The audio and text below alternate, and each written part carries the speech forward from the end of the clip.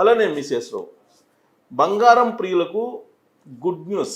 ఇంతకన్నా పెద్ద good news ఉండదనుకుంటా వాళ్ళకి. ఎందుకంటే లక్షల టన్నుల బంగారపు సంపద మన భారతదేశంలో ఉంది అని చెప్పి జియోలాజికల్ సర్వే ఆఫ్ ఇండియా తేల్చేసింది. నిక్షేపాలు పుష్కలంగా ఉన్నాయి. రాబోయేటువంటి రోజుల్లో ఆ నిక్షేపాలను వెలికి తీస్తే ఖచ్చితంగా బంగారం చాలా తక్కువకి సామాన్యులకి అందుబాటులో ఉండేలాగా వచ్చే అవకాశం ఉంది. తులం బంగారం 10 నుంచి 20 వేల మధ్యలో మనకు వచ్చినా ఆశ్చర్యపోవసరం లేదు. ఎప్పుడు అని అంటే ఇప్పుడు తాజాగా ఒడిశాలో నిక్షేపాలు బయటపడ్డాయి. 20 మెట్రిక్ టన్నుల బంగారాన్ని ఇచ్చేటువంటి నిక్షేపాలు బయటపడ్డాయి. తాజాగా ఒక వారం క్రితం జబల్పూర్లో 1,00,000 టన్నుల బంగారం ఉండేలాగా నిక్షేపాలు బయటపడ్డాయి. దానికంటే ముందు కేజీఎఫ్ అక్కడ మళ్ళా నిక్షేపాలను తీయడానికి కేంద్ర ప్రభుత్వం రెడీ అవుతుంది. ఇవి కాకుండా తెలంగాణలో, ఆంధ్రప్రదేశ్లో కూడా బంగారపు నిక్షేపాలు ఉన్నాయి. వీటన్నిటిని కూడా జియోలాజికల్ సర్వే ఆఫ్ ఇండియా తెలుసుకుంది.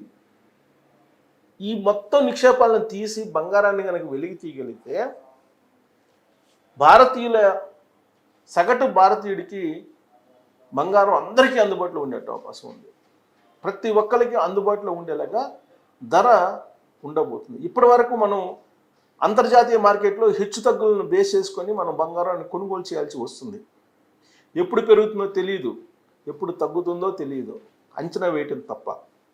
ప్రపంచంలో మారుమూలలో ఏది జరిగినా కానీ బంగారం మీద ఎఫెక్ట్ పడుతుంది. కానీ రాబోయేటువంటి రోజుల్లో భారతదేశంలో ఉండేటువంటి బంగారపు నిక్షేపాలన్నిటినీ వెలికి తీస్తే రాయల కాలం మళ్ళీ బయట రాబోతుంది. రాయల కాలంలో రత్నాలని, బంగారాన్ని రోడ్ల మీద పోసి అమ్మే వాళ్ళట. అలాంటి పరిస్థితి రాబోతుంది మోడీ హయాంలో అని చెప్పి చెప్పచ్చు ఆ న్యూస్ వింటే. తాజాగా వెలువడినటువంటి న్యూస్ నేను చూపిస్తాను. ఇదేదో నేను కావాలని ఎగ్జాగరేటెడ్ చెప్పి చేయటం కాదు. భారతదేశ భూభాగంలో బంగారపు నిలువలు భారీగా ఉన్నాయి. వాటన్నిటిని కనుక వెలికి తీస్తే తులం బంగారం 10 నుంచి 20 వేల మధ్యలో రావడం అనేది కష్టమే కాదు. సో ఇప్పుడు తాజాగా బయటపడినటువంటి ఒడిశాలో దానికి సంబంధించినటువంటి న్యూస్ చూద్దాం.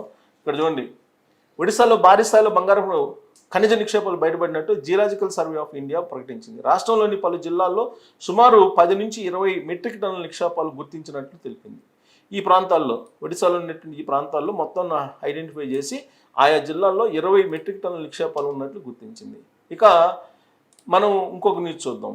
ఇక్కడ మనకు గత వారం రోజుల నుంచి బాగా వైరల్ అవుతుంది. జబల్పూర్లో 1,00,000 టన్నుల బంగారం. జబల్పూర్లో ఇక్కడ చూడండి, మధ్యప్రదేశ్ రాష్ట్రంలోని జబల్పూర్ జిల్లాలో గణనీయమైనటువంటి బంగారపు నిల్వలు ఉన్నట్లు జియోలాజికల్ సర్వే ఆఫ్ ఇండియా భూ విజ్ఞాన శాస్త్రవేత్తలు చెప్పారు.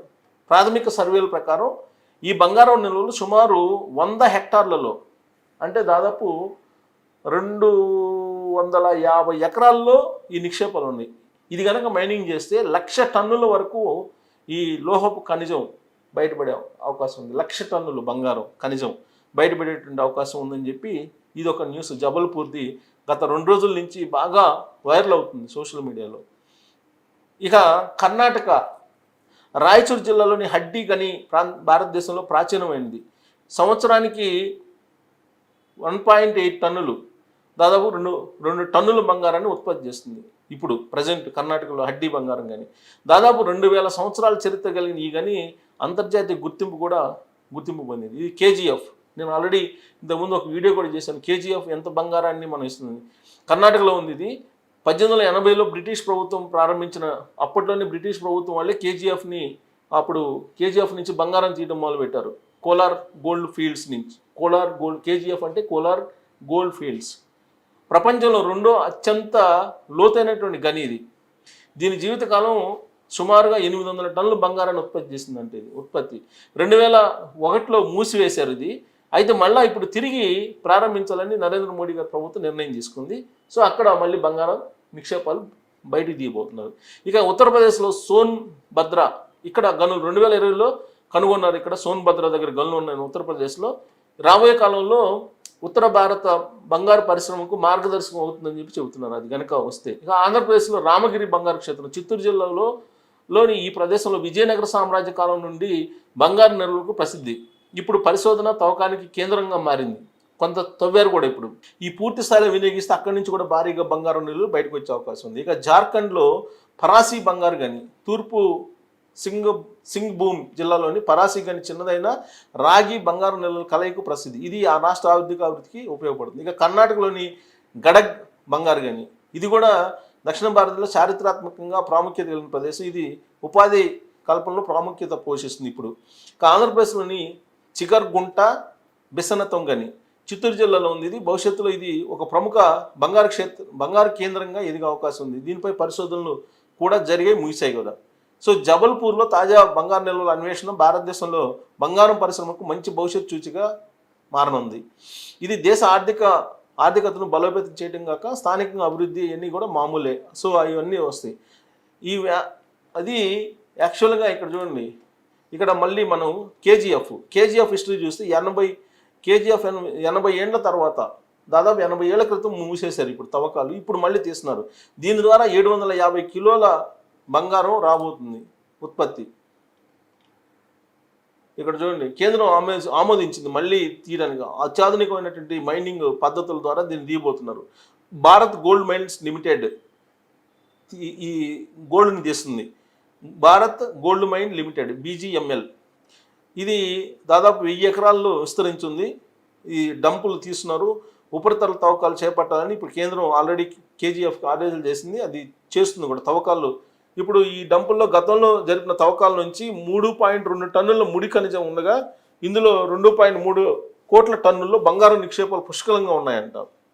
ఏటా 750 కిలోగ్రాముల బంగారం వస్తుందంట. 750 కిలోల బంగారం మనకు అక్కడి నుంచి వస్తుంది. ఇది ఈ మాటికి పర్యావరణ అనుమతులు అన్నీ తీసుకొని ఆల్రెడీ స్టార్ట్ చేశారు తవ్వకాలు అక్కడ. ఇది బంగారానికి సంబంధించి వస్తున్నటువంటి న్యూస్. సో ఇవన్నీ కనుక సాకారం అయితే ఈ గనుల్లో ఉన్నటువంటి బంగారం మొత్తం కనుక బయటకు వస్తే ఏ దేశం నుంచి మనం కొనుగోలు చేయాల్సిన అవసరం లేదు. మన దేశం నుంచే మనమే ఎక్స్పోర్ట్ చేస్తాం. కాబట్టి మన అవసరాలు తీర్చుకున్న తర్వాత, మన అవసరాలు పూర్తయిన తర్వాత మాత్రమే ఎక్స్పోర్ట్ చేస్తాం. ఇక్కడే ఉత్పత్తి అవుతుంది కాబట్టి ఖచ్చితంగా ట్యాక్సుల నుంచి మనకు ఉపశమనం ఉంటుంది చాలా వరకు.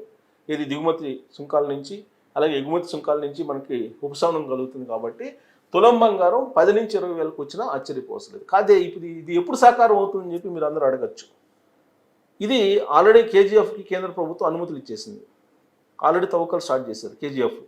అది 750 టన్నులు 750 కేజీలు ప్రతి ఏడాది అక్కడి నుంచి వస్తుంది. జబల్పూర్లో అయితే 1,00,000 టన్నుల సంపద ఉందని చెప్పి ఎక్స్పెక్ట్ చేస్తున్నారు. ఇప్పుడు అది జియోలాజికల్ సర్వే ఆఫ్ ఇండియా కనుగొంది. ఇంకా తవ్వకాలు ప్రారంభించలేదు. తవ్వకాలు ప్రారంభిస్తే కనుక పెద్ద ఎత్తున వచ్చేటువంటి అవకాశం ఉంది బంగారం అని చెప్పి అంటున్నారు. ఇప్పుడు మళ్ళా ఒడిశాలో బయటపడింది. ఒడిశాలో దాదాపు 20 టన్నుల బంగారం, మెట్రిక్ టన్నుల బంగారం వస్తుందని అంటున్నారు. సో ఇదంతా కనుక వస్తే మనకి దేశీయ అవసరాలు పోగా ఎక్స్పోర్ట్ కూడా చేయొచ్చు. సో కాబట్టి రాయల పాలనలో బంగారం రతనాలను ఏ విధంగా అమ్మారో ఆ తరహాలో భారతదేశంలో అమ్మేటువంటి రోజులు సమీపంలో ఉన్నాయని చెప్పి ఈ న్యూస్ని బట్టి మనం కొంచెం ఊహించుకోవచ్చు. ఇదంతా సాకారం అయితే. కాకపోతే ఇక్కడ పెద్ద ట్విస్ట్ ఉంది. ఇవన్నీ కూడా బంగారపు గనుల తవ్వకాలు ఇవన్నీ కూడా రిలయన్స్ వాళ్ళకు, ఆదాని వాళ్ళకి ఇస్తారు. ఆ తర్వాత ఏమవుతుందో మనకు తెలియదు. బట్ బంగారపు నిక్షేపాలు భారత్లో అపారంగా ఉన్నాయని చెప్పి ఇప్పుడు జియోలాజికల్ సర్వే ఆఫ్ ఇండియా తేల్చింది. ఇదంతా కనుక వస్తే కనుక ఖచ్చితంగా 10 నుంచి 20 వేల మధ్యలో మనకు బంగారం వచ్చే అవకాశం ఉంది. ఆ రోజులు రావాలని మనం కోరుకుంటున్నాం.